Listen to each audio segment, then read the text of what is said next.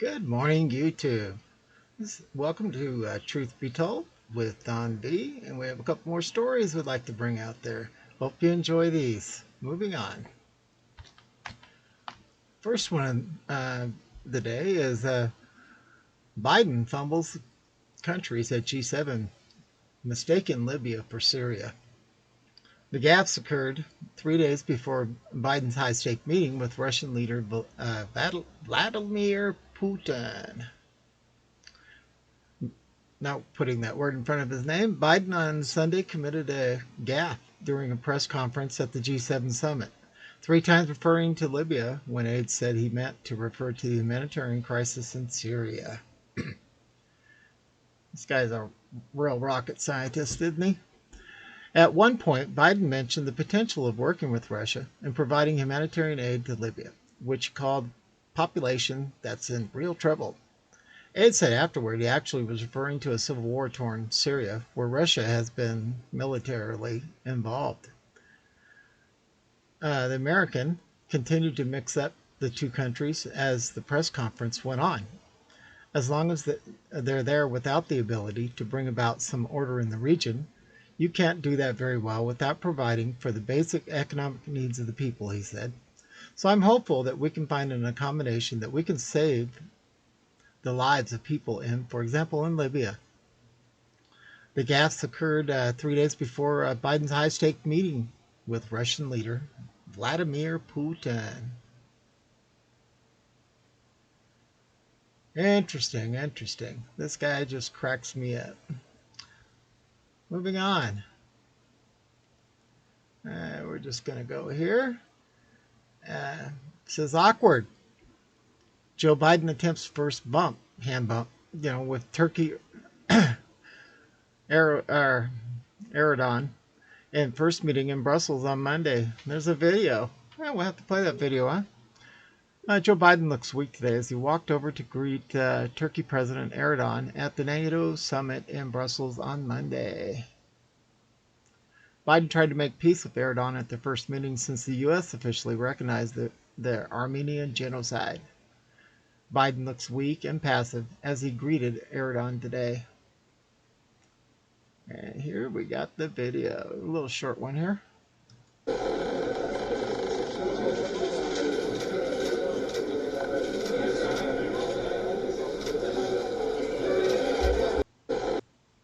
Thump. That's all I can say. Moving on. All right, it says proven right. Trump, Trump savors post-presidency vindication streak. The 45th president is enjoying a run of belated validation on a series of controversial issues, including the COVID lab leak theory, Russian bounties, Lafayette Park police tactics, HCQ, and his words to a Georgian election investigator. He says, I have been proven right once again. Former President 45 said, declared this week, and claiming vindication for advancing the COVID-19 lab leak theory, for which he was roundly jeered last year. Whether or not the lab leak theory turns out to be correct remains to be seen, but the new respect with which the theory is being treated as just one of several high-profile vindications the 45th president has received since leaving office in January. Here are 5 significant shifts in conventional wisdom and prevailing media narratives that have the former president crowing in effect. I told you so. First one, lab leak reversal. Trump had been an early promoter of the possibility that the SARS-CoV-2 virus escaped from a Chinese virology lab. The hypothesis received widespread backlash from members of the press and scientific community, with 45 being accused of spreading a racist conspiracy theory. Only over the last few months have more and more government, media, and scientific officials signaled an interest in mounting a thorough investigation into the lab leak theory. Trump himself has touted the newfound interest in the lab as a confirmation of his earlier claims. We were right about the China's virus from the beginning, and now the entire world sees it, he said this week. Number 2, Growing evidence that HCQ may be effective COVID-19 treatment. 45 has suggested as much as early on in the pandemic last year, but his remarks were followed by widespread scientific and media ridicule, with numerous medical officials claiming ACQ offered no benefit to those suffering from the coronavirus. Just think of how many lives could have been saved had this been told to the American people and the world. Despite the prevailing stance within the federal public health establishment, several studies over the past year have suggested that at least some benefit to the HCQ treatment, particularly when administered as in an outpatient setting. One recent study, which has yet not undergone peer review, found sharply higher survival rates for patients with elevated HCQ regimens. Harvey Reich, a professor at epidemiology at Yale University, who for the past year has publicly advocated for the increased use of HCQ to fight COVID-19, and the data in the most recent study was good, though he noted it was tentative. Made evidence for ACQ is outpatient treatment and in prevention, he said. 9 studies have examined outpatient treatment, all show benefit. HCQ does not appear to be a magic bullet to cure it, though 45 himself acknowledged as much last April, and touting the drug is simply a great thing to try, just based on what I know. Yet even the mixed return on HCQ trials has acted as an effective vindication for 45, particularly in light of the dire warnings that experts and press outlets issued after his endorsement of the drug. All right, number 3. Intelligence community. Doubts about Russian bounties on U.S. troops in Afghanistan.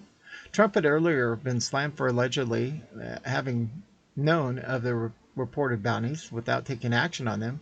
Then candidate JB called that alleged lapse beyond the pale and a betrayal of the most sacred duty we bear as a nation. The intelligence community earlier this year, meanwhile, said it had low to moderate confidence in the bounty story. White House Press Secretary Jen Psaki admitted in April it was challenging to gather this intelligence and this data, noting the allegations relied on detainee reporting. The 4th one, IG debunks Lafayette Park photo op myth. This week, an Inspector General report revealed that a much maligned clearing of protesters from D.C.'s Lafayette Park last year was unrelated to the president's subsequent passage through the public space. The Lafayette Park debacle emerged last summer as one of many flashpoints amid the often violent and destructive BLM-led protests around the country. Critics accused 45 of using federal law enforcement to violently disperse protesters in a square in front of the White House so that he could cross through for a photo op at a nearby church. The Interior Department Inspector General's report found that federal law enforcement had begun implementing the operational plan to clear the park several hours before they knew of a potential presidential visit to the park.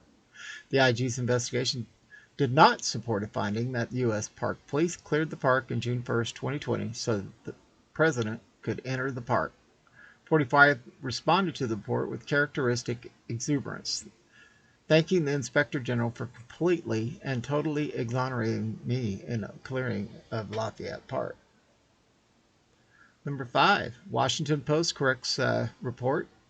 45 urged election officials to find the fraud, and claimed that 45 pressured Georgia's top election investigator to find the fraud in the state's 2020 presidential vote was explosive enough to have made it into the 2021 impeachment memorandum of House Democrats.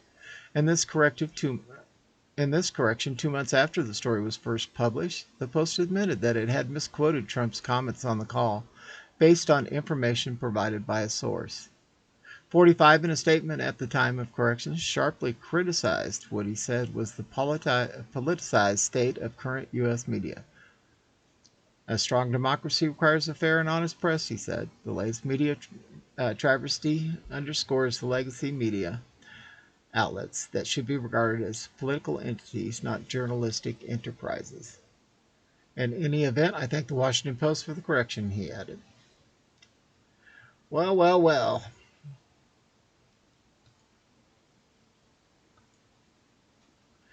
Very, very, very, very interesting.